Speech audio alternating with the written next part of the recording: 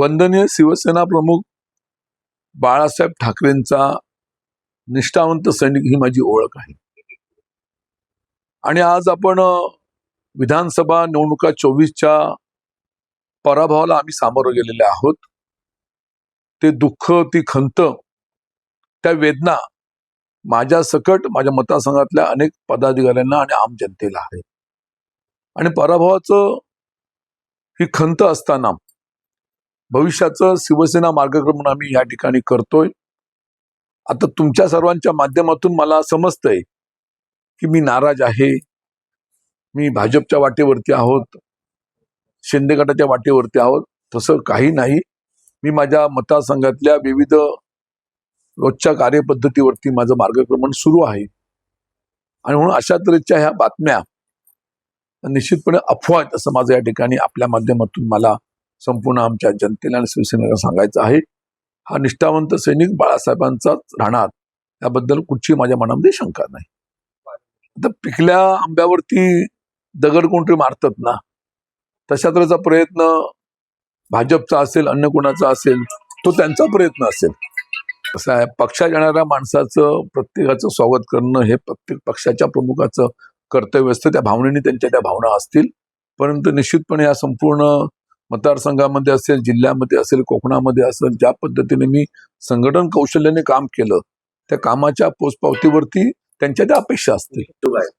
मी आपल्याला सांगितलं प्रत्येकाचं ते वैयक्तिक मत असेल, पण माझं मत, माझ्या भावना ह्या तुम्हाला सांगितलेल्या आहेत।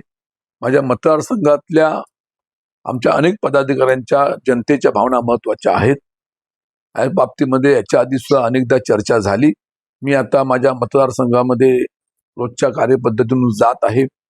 त्या ठिकाणी माझे अनेक पदाधिकारी भेटतील, माझी चर्चा करतील आणि ह्या आजच्या असलेल्या तुमच्या माध्यमातून, प्रसार माध्यमातून जे तुमच्या लोकांपर्यंत संदेश पोहोचलेला आहे त्या बाबतीमध्ये माझे पदाधिकारी मतदारांशी संपर्क साधतील आणि त्या दृष्टीने नक्की मी भविष्यामध्ये मार्गक्रमण करेन अशा तऱ्हेच्या माझ्या भावना आहेत। पराभवानंतर शिवसेनेचे पक्षप्रमुख उद्धव ठाकरे साहेबांनी मुंबई मातोश्री या ठिकाणी सर्व आमच्या पराभव झालेल्या उमेदवारांची मीटिंग घेतली होती। त्या बैठकीमध्ये एक कशा तऱ्हेने पराभव झाला, त्याची कारणं काय, त्याचं आत्मचिंतन त्या ठिकाणी करण्यात आलं आणि त्या दृष्टीने योग्य त्या सूचना त्या ठिकाणी आम्हाला देण्यात आलेल्या आहेत। आणि म्हणून त्या पद्धतीने वरिष्ठ असा तोच आमच्या दृष्टीने महत्वाचा आहे। दगड मारण्याचा प्रयत्न करतो तो आंबा खाताना खाली मिळतो ना, तो त्यांचा प्रयत्न असू शकेल, पण माझ्याशी कोणताही संपर्क आतापर्यंत झालेला नाही। अँटी करप्शन ब्युरोची चौकशी माझी, माझ्या कुटुंबाची सुरू होती। आम्ही त्या बाबतीमध्ये उच्च न्यायालयामध्ये धाव घेतलेली आहे। उच्च न्यायालयामधला जो निर्णय हे आता सुटीनंतर अपेक्षित आहे आणि त्यानंतरच्या काळामध्ये त्यांचा काय प्रयत्न असेल मला माहिती नाहीये, परंतु आमच्यावरती टांगती तलवार आहे हे मला निश्चित माहिती झालेलं आहे। विधानसभा निवडणुकीचा पराभव आमच्या पदाधिकाऱ्यांच्या जिवारी लागलेला आहे आणि या पराभवाच्या पार्श्वभूमीवरती ज्यांनी चुकीचं काम केलं असेल, कोणाकडे बोट दाखवत असतील, तर अशा लोकांचं बाबतीमध्ये आत्मचिंतन करून वरिष्ठांनी यामध्ये लक्ष घालून 30 वर्ष असलेला हा शिवसेनेचा बालेकिल्ला ढासायला कोण कारणीभूत आहेत याची कारण असा शोधली पाहिजे। आणि ज्यांनी ही परंपरा असलेली शिवसेना उद्धव बाळासाहेब ठाकरेची पक्षाची परंपरा ही खंडित केलेली आहे आणि दुर्दैवाने समोरच्या विरोधी पक्षाच्या उमेदवाराला मदत केलेली आहे, ह्याचा कुठेतरी त्यांनी सर्वे केला पाहिजे आणि सर्वे करून अशा असलेल्या व्यक्ती निघाल्या तर त्यांच्यावरती योग्य ती कारवाई केली पाहिजे। ही मागणी आमच्या स्थानिक पदाधिकाऱ्यांनी निश्चितपणे केलेली आहे आणि मी सुद्धा आपल्या माध्यमातून ही मागणी आजच्या आधी केलेली आहे।